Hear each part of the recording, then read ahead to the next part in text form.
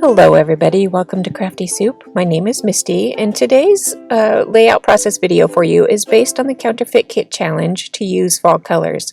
Now here is my kit, and when I put this kit together I purposely chose to kind of ignore the typical fall color palette from the inspiration, and I went with things that were rustic and nature inspired.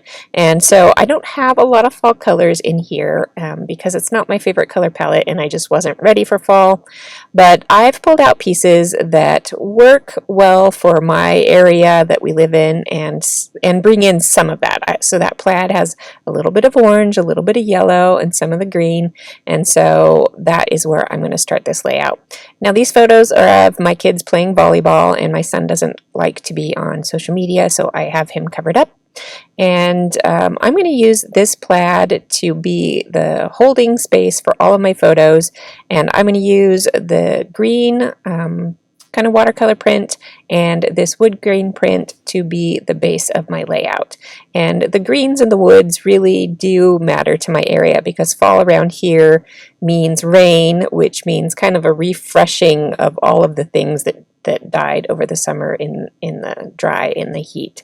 And because we have a lot of evergreens around here, there's always the wood and the green leaves surrounding us, especially since our particular yard has a lot of trees in it.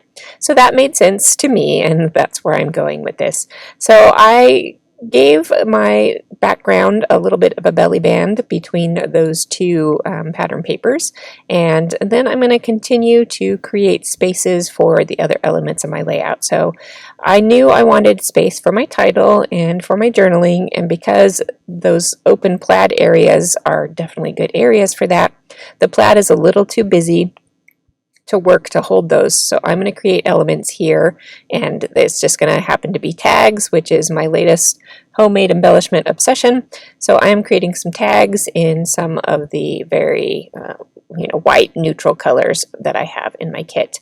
And I do have a specialty punch for making these little tag reinforcers. Otherwise I just do the tags by hand.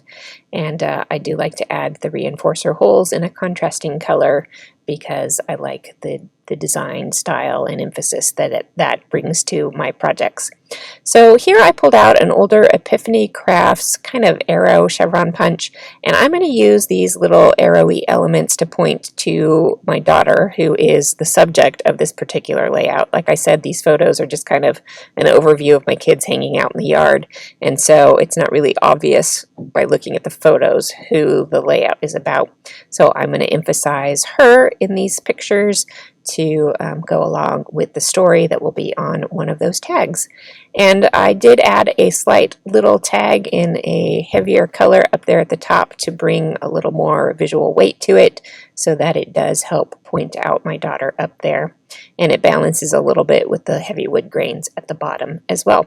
And then for embellishing, I have got, like I said, kind of these rusticy elements in here. So I do have these leafy prints. I do have some wood veneer pieces, as well as some wood veneer kind of mock enamel dots. They're not enamel, they're wood. And I haven't used these little people wood veneer in a very long time, so I am going to make do with those for adding some emphasis to who's in this picture. And then I'm going ahead and add just a few other things. I have some cork flowers and leaves, and then I've got some corrugated butterflies, and that kind of rounds out my rustic texture to all of these, as well as some kind of natural twine on my tags. So that is it for this layout this time around. I will have some close-ups here for you in a minute. If you got something useful out of this video, I would appreciate you giving it a like, because that does help my channel. And I will be back with 3 more videos this week. Tomorrow I have another layout process video for you.